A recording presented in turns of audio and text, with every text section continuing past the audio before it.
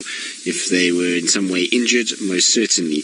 But in terms of just a man walking around, no, you'll find the hyenas are a little bit more nervous of you, and they'll just kind of run away. They don't really give us too much of a problem. But look at those two, aren't they just the cutest things? Mom is a jungle gym again this morning, so Gwen is resting in her usual position, and well, when she rests like this, it seems these two just love to climb all over her and up and onto her neck and her shoulders, and they bite her and they groom her, and it's lots of fun when they do this. So it's always really cool when we get to get the den at this time of the day and they are active. And it seems as though later in the morning seems to be better for this lot.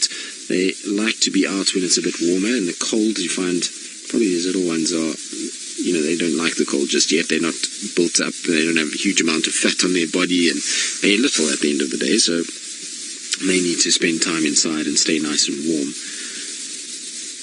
I can hear something moving around close by. I wonder if there isn't another hyena around. You can see Gwen every now and then just lifts her head to look. Oh, isn't that adorable? Nothing like using Mom as a pillow. And I'm so glad to see that they're doing fine, because often when we get cold snaps like what we just had, from very warm weather to cold weather, you find that there sometimes can be casualties in young animals. We see it a lot with the impala lambs when we get very cold bursts when it's been warm, and so I'm glad that these two are fine, and that's the advantage of having a den site. So having a place like a termite mound where they can go inside and stay out of that freezing cold wind will mean that these guys actually will be quite warm. Also, you'll find that termite mound is going to absorb heat through the sun, and so it will keep those guys nice and warm inside there. Mom's rest is not over, I'm afraid, or it's not about to begin, put it that way. She might have been out all night, but little ones are starting to play. And you can see a size comparison. It's amazing that little thing will eventually be the size of its mother. Little ear grooming. You can't put your head inside there, no. These two are just too cute. And you can see the one is much lighter on the head already than the other one. So one has got a more kind of hyena. It will also age that we'll start to see them lightening up fairly shortly. What are you doing in that ear?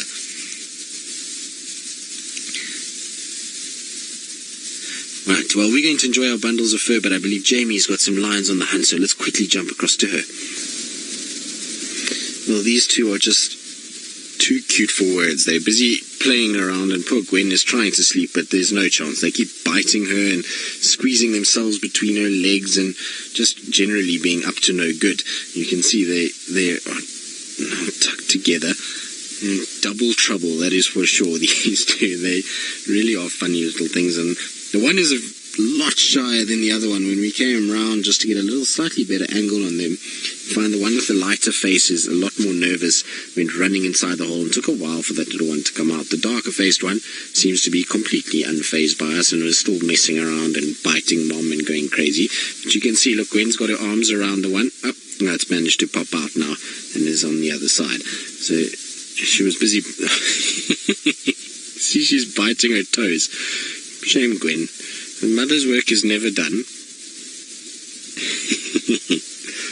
It must be quite sore. These little hyenas have sharp teeth, and you can imagine being bitten on your toe by one of these is not very pleasant. Now, Mom is a jungle gym. We need to climb so we can see and investigate all the trees around us, because branches are the next thing we need to start targeting. Oh, there we go. And look at how little those legs are still. You guys are too cute, man. I feel like we're going to have some absolutely amazing sightings of these little guys over the next few weeks. And we've only had them for a week, and already just over a week now, and already they're starting to kind of endear themselves to all the presenters that have seen them. And I'm pretty sure Taylor's going to absolutely love these two, and I know Ali will die if she sees these. So there's going to be a lot of very happy girls, I would imagine, at camp when these little ones come out for either one of them.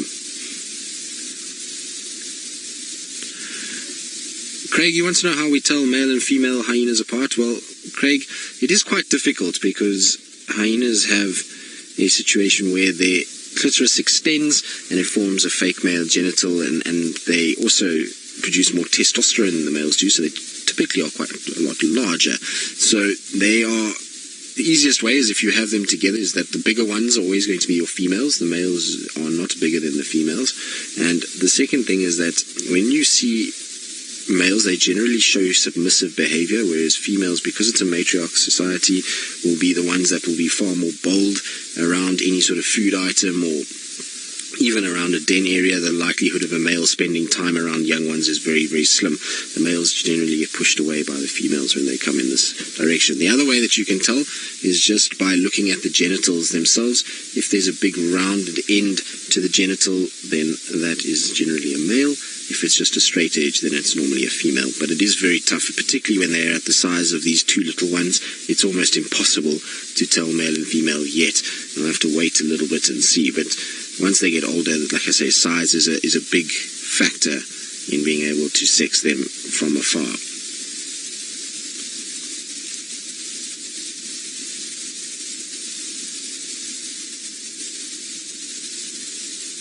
But these two are so playful. Look, Mom's got it pinned by the head between her legs, and it's still not strong enough just yet to lift Mom's leg. There we go. Now, I believe Jamie's wildebeest have started to run, and hopefully that means something is chasing them. Let's quickly go across to her. I know Jamie would be super happy to see these little ones, and particularly when they're in a mood like this. Jamie loves the hyenas here at Djuma, and she used to know a lot about them. It's quite sad that she's down in the Mara now, because I often used to ask Jamie a lot about the hyenas, and I have to just send her some updates on this. But aren't these two just too precious? Look at the one lying underneath Gwen, just looking up at her, giving her a little groom. Isn't that a sweet picture? Look at that.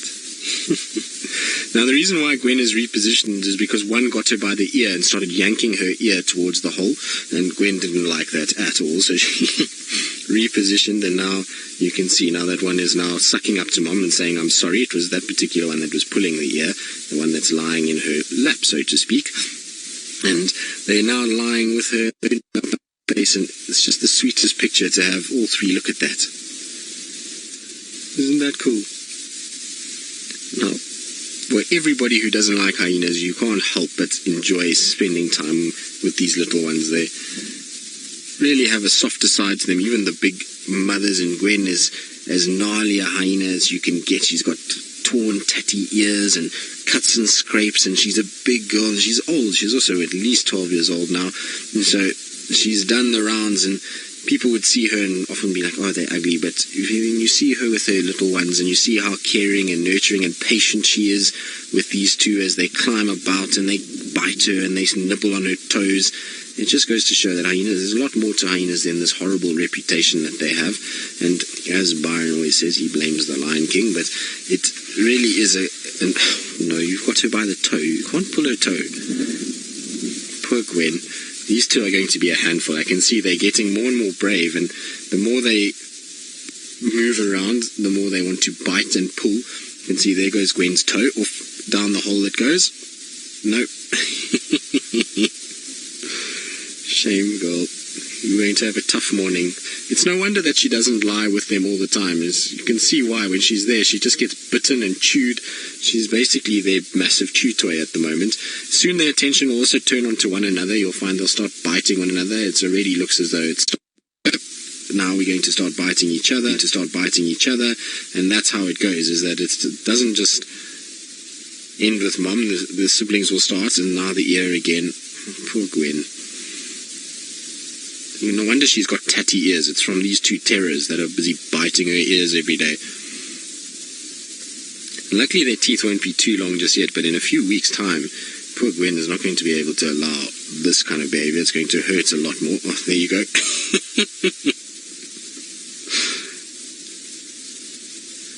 You can see when she gets upset, she just lifts her head and the little ones go flying. She's still a lot stronger than what they are. Yes, you need to tuck your ears away. Oh.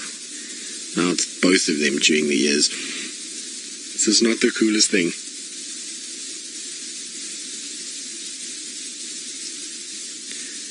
Mary, wondering if a hyena would ever eat their young. Well, there has been recorded cases of ones that have died, and then the females eating them after they've been killed. But just to eat them now while they're alive, no, I've never heard of it. Hyenas are incredibly caring mothers. They make sure that they look after their young ones, and they will constantly be there to give them shelter and food and protection. And so the likelihood of one killing its own offspring is very, very, very, very small. And in fact, I don't think it's ever been recorded. But these two definitely seem as though they're getting lots of love from mom and patience at this stage. Right. I believe Jamie, who yesterday found a secretary bird and lost it, has got one again. So before it goes away, let's quickly jump across to her.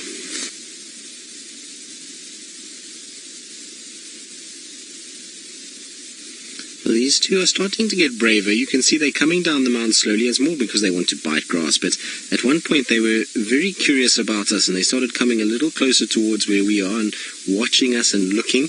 There you go. You can see they're coming to this far edge now. And they're very curious as to what we are and what we're doing. They keep coming and looking, and they stare at us, and any little rustle of my jacket or movement definitely goes with notice. They'll look and they'll stare, and they're trying to work out what's going on. But of course, because Gwen is relaxed, they're learning slowly by us spending time here that we're not a threat. And soon we'll find that these two little terrors will come down and start biting around the car and doing exactly like Djuma does, where she's just completely non-fazed by us.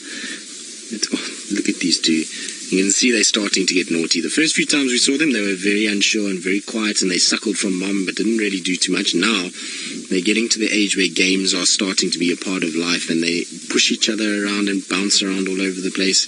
And this is the best time to be at dens, is when you've got little ones of this age, because they really are so full of character, and there's lots that goes on, and it's just a joy to actually watch them and see how they grow and develop. Poor Gwen. Now look at that.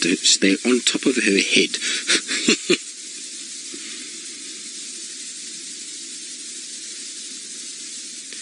Brayley, you're wondering if hyenas are more closely related to cats or dogs. Well, they're in their own family altogether, but there are certain similarities that classify them as slightly closer to cats than dogs, but they are in their own families completely. So they're not in the dog family or in the cat family. They're in Hyena, which is just them by themselves, but there are similarities in their skull structure that allows them to be closer towards cats, and that's why we call their offspring cubs and not puppies.